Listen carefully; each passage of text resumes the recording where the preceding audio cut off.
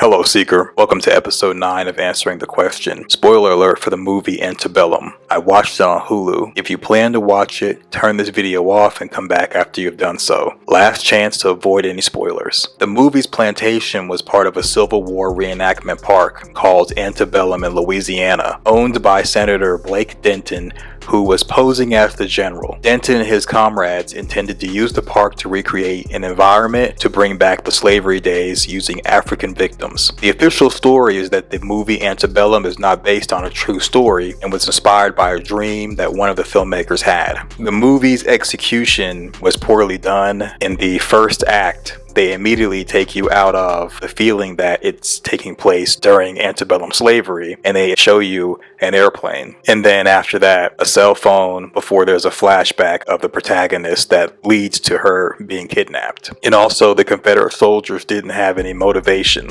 Yes, they wanted to play Confederate Army and they wanted to have people as slaves, but there wasn't a real motivation because there's a scene where the cotton that's being picked is burned, meaning they're having the kidnapped people pick cotton just to be doing it. On second viewing, the direction the movie takes and the reasoning is actually revealed when you further explore exactly what the situation is. The question is, how is it possible to recreate slavery days in America and have systems and institutions in place to facilitate this condition? The answer is, for various groups and communities, the antebellum South slave societies never ended and became clandestine cults. These cults thrived from their creation in 1865 to modern day. Due to Union measures such as the Confiscation Acts and the Emancipation Proclamation in 1863, the American Civil War effectively ended chattel slavery in most places. Following the Union victory in May 1865, upon ratification of the 13th Amendment in December 1865,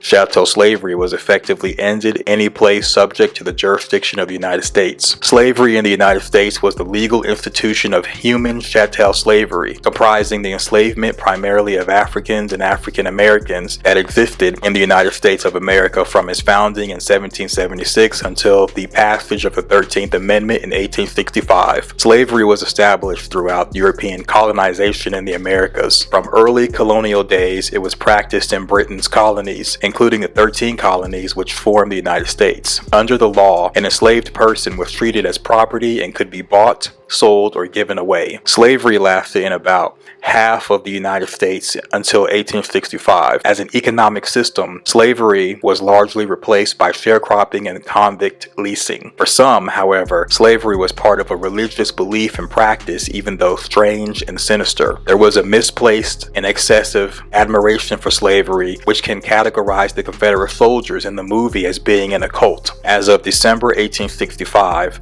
the cult maintained plantations, the uniforms of the Confederacy, the flag, fields, and quarters. However, the cult was allowed to abandon the antebellum ways when they left the plantation in order to conduct business and look for more victims, which is why Elizabeth and Jasper were seen in modern clothes using vehicles when they kidnapped Veronica. By the time of the American Revolution, 1775 to 1783, the status of enslaved people had been institutionalized as a racial caste associated with African ancestry. Veronica Henley, the protagonist, was selected because Elizabeth's father considered her attack on systemic racism a threat. This was also the case for the other victims, as when Eli is killed, Veronica addresses him as Professor. The Confederate cult targeted those who were respected academics or actively campaigning for social change and racial equality. New England political and religious leaders had long proclaimed themselves God's chosen people. Southern preachers declared that slavery was a sacred trust imposed on the South by the slave traders of Great Britain and the northern states, and that God had ordained slavery as a punishment for African paganism. Antebellum is a 2022 American horror thriller film, directed by Gerard Bush and Christopher Renz, written by the same. In Louisiana, a slave plantation run by Confederate soldiers, slaves are treated treated harshly and not allowed to speak unless spoken to. Those who attempt to escape are killed and their bodies burned in a crematorium. After a failed escape attempt, a black male named Eli watches as his wife is murdered and her body placed in the crematorium. A woman who had been assisting them is later brutally beaten and branded by their general until she submits to being called Eden. A group of new slaves are brought to the plantation. Among them is a pregnant woman whom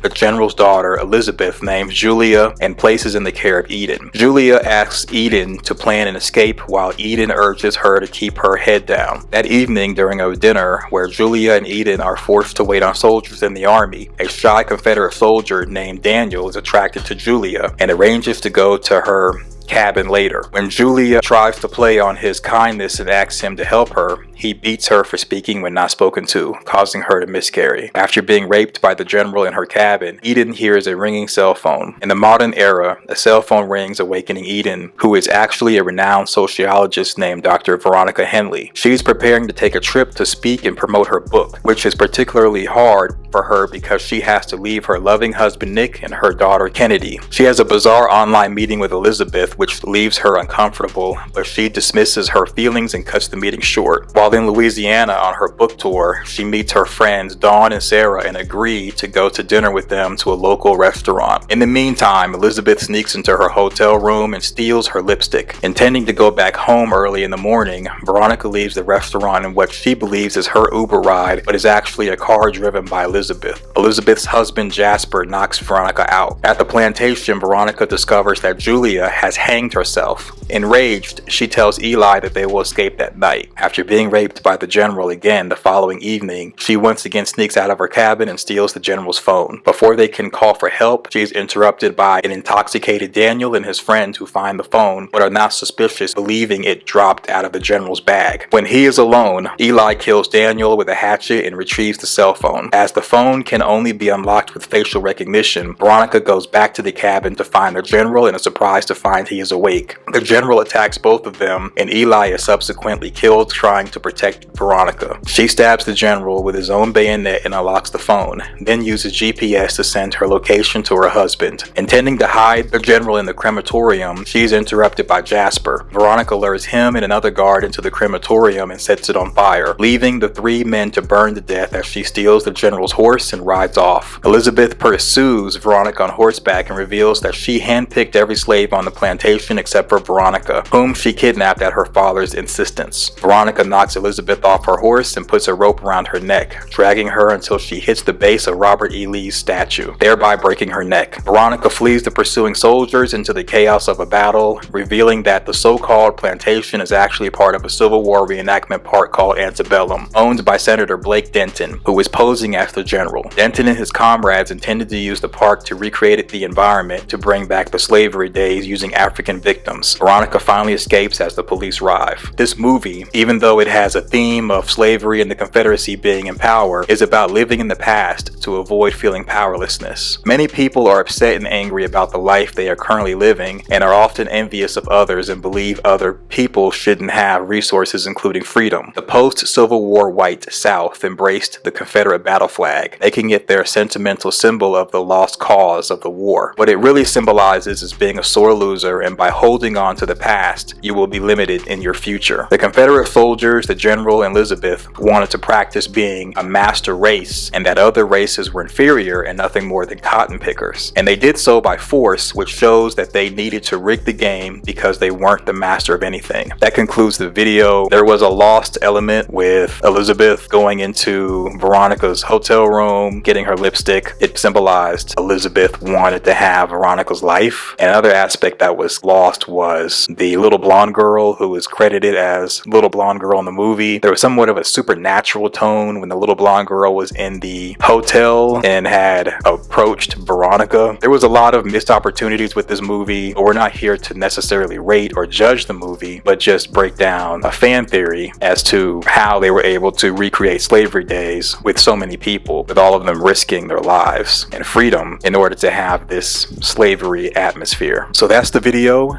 Let me know in the comment section your thoughts. Thumbs up the video, share to your social media, subscribe, please click the notification bell. Until next time, I'll see you in the next video. Thanks for watching.